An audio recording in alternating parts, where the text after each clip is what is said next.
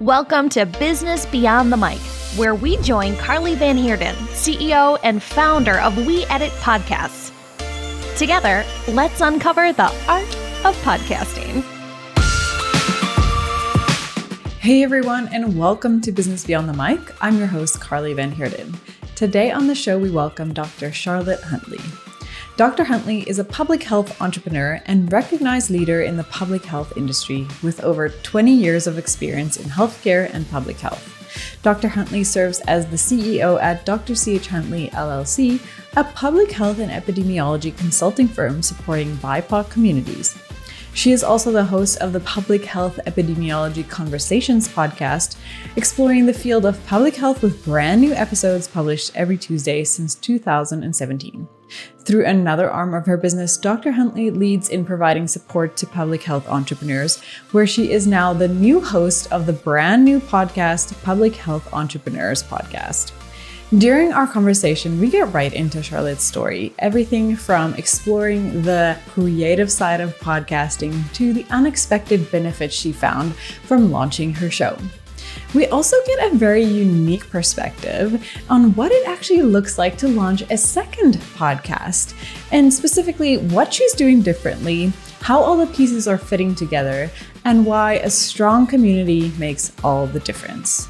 So join me as we get right into the show. Dr. Charlotte Huntley, welcome to Business Beyond the Mic. It is so great to have you on the show today. Thank you so much for inviting me. I'm excited to be here and to be on the other side as a guest on your podcast. Yeah, absolutely. And like you mentioned, we had fun on your podcast, which is an amazing chat that we had about why it's so important for businesses to get into the podcasting space and use it as a communication strategy and getting, your message out there. So we'll put the link for that episode in the show notes as well, so you can check that out. And but today I'm excited to flip the switch to get you behind the mic and your story. But before we dig into everything that is your podcast, why don't you tell us a bit more about yourself, your business, your brand, and of course, your podcast. All right. So my name is Dr. Charlotte Huntley, and I'm an epidemiologist. So I specialize in public health. I have a very interesting background. I spent, I would say, about 10 years working in infectious disease, healthcare, microbiology was my area. So very clinical work in hospital labs, and then moved into public health, which is all about prevention and focus on populations. And I really enjoyed that so much more. I felt like it was about it aligned with me and my personal values. It's about impact and helping, prevent diseases that were impacting people, and especially my family, like diabetes and chronic conditions. So I've been in public health for about a dozen years or so now. And so 12 or so years, and I've completed master's level degree and then a doctorate in public health. And then just sort of as a special area of epidemiology, it's very statistical and it's almost like its own language. So for me, the tension point is this intersection of scientific, evidence-based and the creativity. So I do have this little creative side. I grew up in a family of entrepreneurs. So I really wanted us to take this complicated information and be able to communicate it in a way that non-scientific people could understand. So that was where I started to move into just sort of curiosity. I wonder if I could take this approach. I wonder if I started, if I do it this way. And I started to just kind of go down that curiosity pathway, and really just it evolved into something that I'm really excited about today. So I get to take a creative approach, a different approach to how I communicate the science and the information. And I specifically focus on organizations that serve communities of color, because I think that those are the ones that are hit first and the hardest whenever there's any shift or change. So that's essentially what I've done. I have a consulting firm. That's where we focus. And podcasting is such a huge part of that communication tool in business for me. Yeah, absolutely. And it's just so nice to see you say those things, like, even if you are in such an analytical world and things, you're allowed to be creative. Get out there, like, try your hand at this. But I'm sure it was also a bit, it was a daunting thing to think about, like, hey, now I have to turn on my creative brain. So if somebody's out there looking to take the same path, what would you give them? What piece of advice would you give them when it comes to like taking that first step and starting your own podcast? I love that question because I think it's really simple. If I can hit the easy button, I'm going to do that all day long. So this can be really simple, and it's just a matter of communicating. And I started with answering questions that I was receiving. And podcasting was an interesting kind of aha moment. I was always a fan of podcasts. So I was taking my morning walks and I'm listening to other podcasts, and I thought, maybe I'll start my own podcast, because I was getting all these questions primarily through LinkedIn. People would message me and ask me these questions, career related questions. And I noticed a pattern and I thought, well, let me start answering these questions on a podcast and see what happens. Now, I did put a little preparation into learning about, how to organize and, put things together, how to podcast. But I just got started with answering questions that people were already asking me. And I think that's the simplest thing is, what is the pain point? What are you noticing? Maybe it's something that maybe you are super techie and maybe even in a geeky category, which I love, but, just picks a topic that people are always coming to you and asking questions about, or people that are, where it's already standing out, and start there. Yeah, totally. And I had a guest on the other day, Steph Taylor, and she said before she even started, she went out and looked for these, questions that she was getting. And then once she had those episodes, she would go back to those questions and, like answer them and be like, hey, I just did an episode on this. Check out this, this episode of my podcast. And it was like, oh my gosh, she said that it just exponentially grew her podcast because people were actually going to, or she was answering those specific questions. So what you're saying is so spot on and such great advice, because the need is there. It's not like you are trying to come up with something or answer some, imaginary question. It's an actual thing that people are coming to you with, and you are the expert. So why not provide it, which is amazing.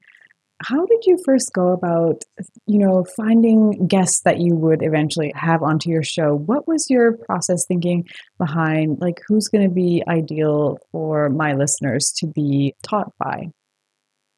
That's a great question. I started, once I decided I was going to get started, I do have a bit of a fact finder, so I'm going to research it. So I had to get myself off the rabbit trails and just start it, right? So then I started with these questions I wanted to answer. And then I also thought, well, the other side of this is I noticed that people had this impression that, okay, well, if you're in public health and you're an epidemiologist or just generally at this master's level in public health, then if you don't want to work for the CDC, the Centers for Disease Control and Prevention, or you don't want to work in academia or like government position, then what else can you do? They thought that those were the only places you could serve or use your education. So I thought there's a whole lot of different things you can do. For me, from my perspective, I saw all the possibilities. From most of the people that were approaching me, they only saw like those 3 or 4 options. So I just simply started inviting my friends, the people that I knew that were working in public health, to come on and be a guest. And I said, I could interview 5 epidemiologists and get 5 different journeys and 5 different stories and 5 different perspectives. So I invited my friends, literally. It was the first handful of episodes were just people that I knew. It's like, come talk to me about what you do. Well, honestly, makes such an impact because you're already comfortable with your friends, right? So it's putting you in a great spot. You feel like you can just have these conversations. They're authentic and, it's nothing new, or you don't have to quickly get to know somebody, so that's great advice. And you're right. Everybody tells a different story. I mean, come to my podcast and it's all about everybody's a podcaster and everybody's got such a unique journey, and it's great to highlight it. And so that's amazing. I don't think anybody's actually said that. Interview your friend, invite your friends on. That's amazing. Especially if they're, because it aligned with what the audience wanted to hear about. The pain point was that they had this limitation around what they thought they could do in this field. And I started with my friends, and then I would meet more and more people who were in the field. And I was just, if I found someone interesting, I would invite them to be a guest. And usually it was from like either maybe a conference that I attended or members of association, professional associations that I'm in, or through LinkedIn. I find someone that I thought, oh, they're interesting. I'd love to have them on the podcast. I'd invite them on and they would share their story. And it quickly grew because this is what was missing. I found that people wanted to hear these relatable stories. They didn't necessarily want to read from, this academic jargon or what they saw in school, you could be an epidemiologist in this textbook definition of an epidemiologist, and theoretically what they do, they wanted to hear from people who were doing this work every day. So it was just that to me was easy. And then it made me comfortable because as I got to meet new people, I was genuinely getting to know them in real time. And then my audience was just benefiting from that. That's how I always viewed it. So it made it just kind of reduced my own anxiety around introducing new people to the podcast and having the conversations. And it grew really quickly. The audience grew quickly. That's what they were really missing and looking for. And it sounds like such an amazing benefit to even grow your network and just unexpectedly. And speaking of those benefits, were there any other things that surprised you once you launched your show and it started happening in your business or even in the way that you communicated with your audience? Very much. A couple of things. We always have that little hesitation. I think we all do, a little fear of like getting started, pressing start, whatever it is. If we're recording, pressing record, getting started with something. So the first thing was once I got into the flow of it, I thought, wow, I should have done this a long time ago. That was like my first, the big thing that hit me was because I have this anxiety around starting. Even once I decided, I was holding out for a bit. But I just wish I'd started a lot sooner. So that was a big thing. And then after I got started, after about a year or so into it, I'm having all these guests and I'm sharing my own, journey at that point. And I realized people were starting to say, okay, well, tell me more about what you do. Cause you're like this entrepreneur and you're doing consulting. What does that really look like? What is that about?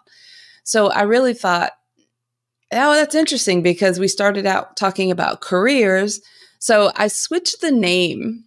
The name of the podcast is Public Health, Epidemiology, Careers Podcast when we first started. And we switched it to Conversations because people really wanted those conversations, but it was more than just the career. They really wanted to know more about entrepreneurship and being creative and how that looked. So that was just kind of interesting. It's sort of like the flower opened up a bit when I started, and then it opened up even further about a year or so into it as the community grew.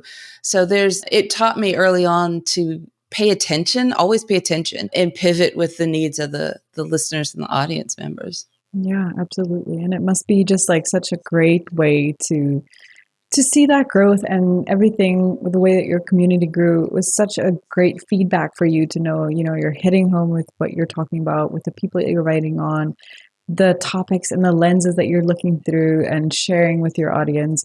And when you think about all those metrics, is there anything else that you specifically look at to like point you in the right direction to say, this is what's hitting home, here I can see these metrics, or what have you been focusing on over the last few years? I started out I was really careful not to compare myself to someone else because, I've listened to other podcasts. Some of those shows are really big. I'm thinking I'm in a very niche community. It's not going to hit those numbers. So really just kind of compared to my growth. So I compared month by month, how many downloads are we getting? I just compared just like very consistent metrics. And then, a couple of years ago, we changed how that's being defined in the podcast industry. So that shifted a little bit, but I still just follow that consistent metric to see how many people are listening every month after month. And then I look at what episodes get, more attention. And sometimes that gives me real cute, because early on I could follow and comment on social media. I pride myself in being able to engage. Over time, when the community got much bigger and the business was growing, it was really hard for me to be that personally involved. Mm-hmm. So I still would, watch out for comments and pay attention to the topics. But the most important thing was which one of these episodes, because we treat them the same, we share them out the same. Which topics are people, really sharing more and resonating with people more, and really paying attention to that. And then sometimes just really asking, because we started building an email list. So I'll randomly ask a question, a simple email, like, what topics would you like to hear more? What stands out to you? And really trying to connect with the audience and give them more of what they're asking for, or more of what they're already showing me through these, these numbers, like what they're really interested in. Yeah, absolutely. And I think that helps you, again, tailor your content specifically on demand, evolve with them as they grow. And yeah, just really find a way to keep bringing them everything that they are asking for. And I know it's easy to say, okay, everybody can start a podcast because, I mean, everybody can start a podcast. But what I've been finding is a trend lately is, but who can sustain a podcast? And I mean, you're over 300 episodes in. So this is a testament in itself. What advice would you have to somebody in not starting a podcast, but consistently continuing a podcast and getting to those high numbers and continuing to grow the show? Yeah, I think that's a great question to highlight. And I've listened to, and I don't remember her name, but one of your recent episodes, you had someone that you talked about this. And I think it's about you have to remember that those numbers represent people. It's the quality. I focus on quality, and I would recommend everyone focus on quality. And remember that there's someone out there who needs to hear what you're sharing and what you're bringing. So it's bigger than you. Sometimes I have to tell myself that, like, this is bigger than me. This is more than just my hobby or what I do. I think of it as more of a mentoring platform. And when I started, although I was like, okay, I'm going to do this, I'm ready for this, I didn't know what it was going to be like to actually do it. So I just decided that I was going to commit to it for a year. Good, bad, or ugly, I was going to do this for a year and be consistent, and then decide and evaluate at that point. I wasn't going to get into it and then it gets difficult in 3 months and stop. I wanted to just, I was committed. Now, it didn't take me a whole year to know that I was going to go the long haul, but that commitment, I think initially for people that are wanting to get started, just commit to it for a long period of time. And then if you can balance this, it's really good. This is hard because some people want to overthink things to get started. It doesn't have to be perfect.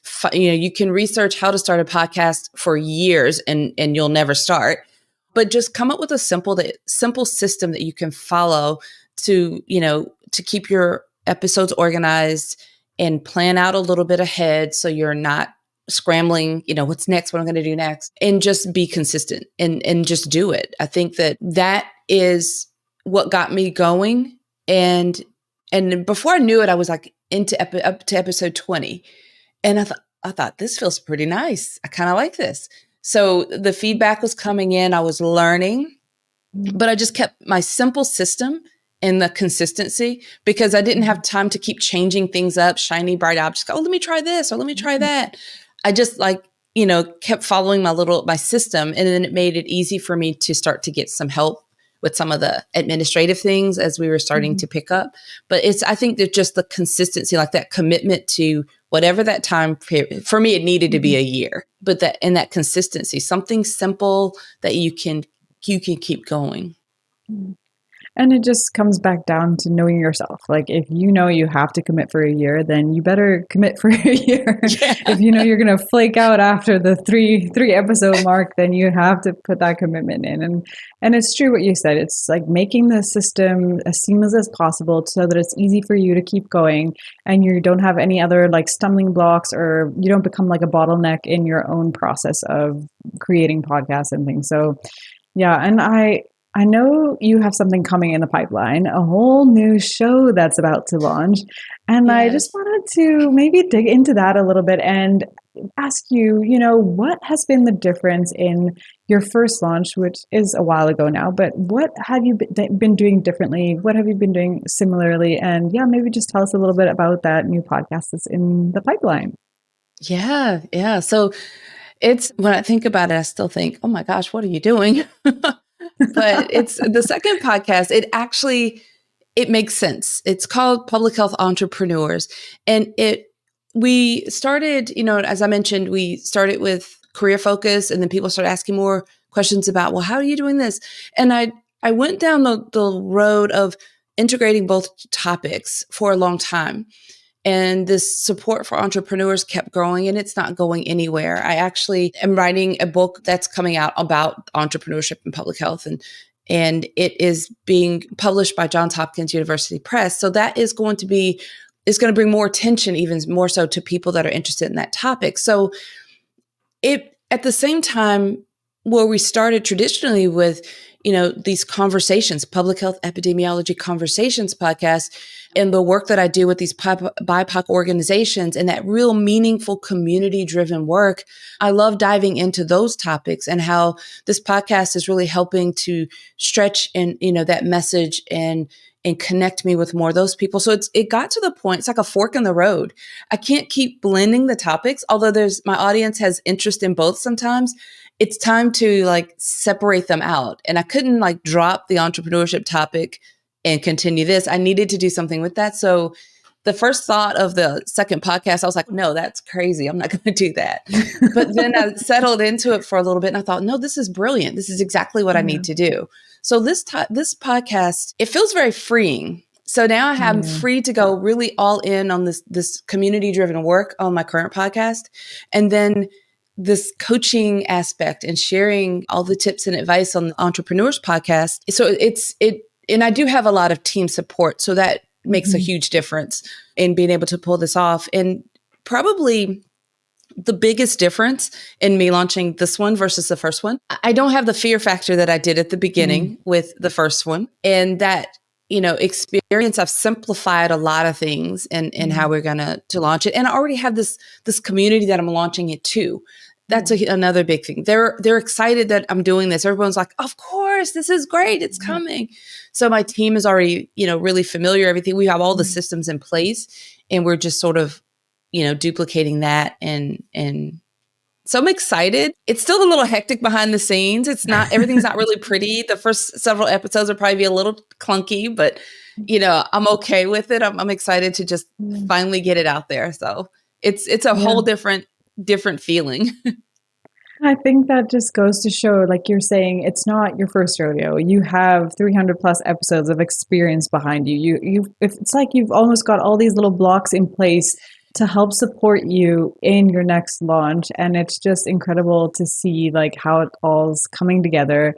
But yeah, I'm excited to see it as well. And just to hear, I can just imagine how excited your audience is to hear that side of you as well, with the entrepreneurship, the thinking, and almost a bit more creative as well, and freeing, as you said, because it's just a whole different world again. But yeah, it's inspiring and I'm super excited to see how that all goes. And what a fun project to work on, on your journey thus far. And we'll all watch this space and can't wait for it to come. But yeah, honestly, Charlotte, it's been so nice to hear your journey as a podcaster and just your wisdom, and thanks so much for sharing. But to finish it off, I would love to jump into our quick fire 4 questions, and just whatever pops to mind, you answer. And I'd love to hear what you say. All right. So first one is, how has podcasting changed the way you do business and life? Oh my goodness. It's changed completely. The podcast opened the whole world to me. I mean, people are listening from so many different countries that reach out to me.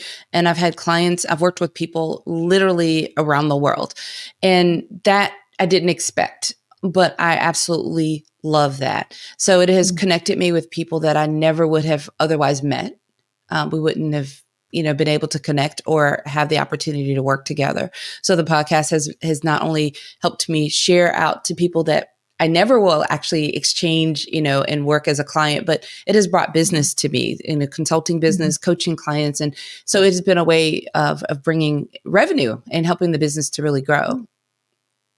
Yeah, and that global impact is just amazing. So yeah, kudos to that.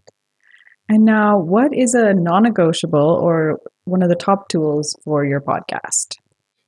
I thought about this one for a while, but what comes to mind first of all is a good microphone and microphone recording techniques, because it doesn't need to be this is my goal microphone. I love it, but it's not where I started. I started with a more basic one, but I learned really good techniques for recording so that I could minimize the editing headache on the other end. But that's a non-negotiable, really good audio setup. Yeah. And you're right. You can have different techniques that make it better. I mean, not having a very noisy room and all those things, and knowing where to speak into your mic. Some people don't know like the directions of the mic and everything. Right. So yeah, educate yourself, even if you're on your starter mic. So next question, on the flip side, what has been one of the biggest podcasting lessons or fails that you've had over your journey? Yeah. So this is where I'm going to brag a little bit about you guys. So I started with learning how to edit my own podcast episodes. I think it's good to know how to do it. And if I ever got in an emergency situation, I could do it. I don't want to do it, and that would not be ideal. So I early on hired someone as a part of my team to just edit our episodes. And it was great to have that person do that. And she was with us for a long time, but then she moved into another area and field. And I felt very abandoned because I'm happy for her, but then it was like that one person that knows our show is gone. Yeah. So at that point I decided to look for more of an agency, full service. Mm-hmm. And I had told myself that I couldn't afford that. But quickly I learned that was like the biggest investment with the biggest return for me because, and that's where I found you all. So that was huge because I know I have like a team that's a part of my team. And I can just focus on the podcasting and hand it off. And that was huge because I did not need to be doing my own editing. No, it's smart to learn, but not necessary. Right. Amazing. Well, it's been a joy to work with you. So yeah, kudos to all the team members and everybody who's made an amazing show for you. Yeah. And so the last question is, if money or time were not a factor, what would be next for your podcast? Let's see. It sounds, put the words together here to say this. I actually have stumbled upon this sort of network. So I have a client who was a sponsor. So when my podcast is sort of a long answer to your question, but when I first started my very niche podcast in a small community, I didn't have the numbers for traditional sponsors. So I focused on the quality that, and the relationship with my audience of this very niche community. And I monetized it very early on by getting these sponsorships, but more customized sponsorships. And I partnered with an organization that I worked with now for about 4 years. We kind of co-produced the podcast episodes and it was like a win-win on both sides. So now we've produced 30 episodes for them and we're working on putting that into its own podcast, like its own stream, its own those episodes together so they can share it more easily. And I'm excited about that. So it's kind of brought me to this little network. So I have my 2 podcasts. I have this one now that I'm helping with my client. And then I have another client that's kind of talking about it. So I'm organically creating this network. So I think to answer the question, if time or money were no issue, I would really go all in on this network of these niche public health podcasts, which is kind of what I'm stumbling into. Yeah, that's amazing because you have this community of entrepreneurs who want to know more about like what you're doing. And if they are starting their podcast following in your suit, what better place to go than a network that you've created? I see what's going on here. I have no idea what that looks like or how it comes together, but we're working on it because it's just kind of happening. But I would love to have more time to be able to, if money and time were an issue, I'd love to throw my energy into that because it's really fascinating to me. Yeah. And I'm a big proponent of networks for podcast networks. And I've had a few people on who are part of the HubSpot network and just the support that they get as podcasters between each other, the community they have listening ears or people to help them in every step of their journey or, how to reach their goals and all this stuff. So it's just amazing that these networks do exist. And I think even more so if it's tailored to your niche, I think that would be incredible. Well, honestly, thanks so much, Charlotte, for joining me today and just sharing all of your wisdom and like so much experience, especially with this new launch coming up. And just being so open with our listeners. And I hope everybody got the value that they needed from here today. And thank you so much for coming onto the show. Thank you for having me. I enjoy all things podcasts. I enjoy your show. Thank you for launching that. I'm excited to learn from others that you bring on your show. So I really am happy to be here. Amazing. And thanks everybody for tuning in, and we will see you next time.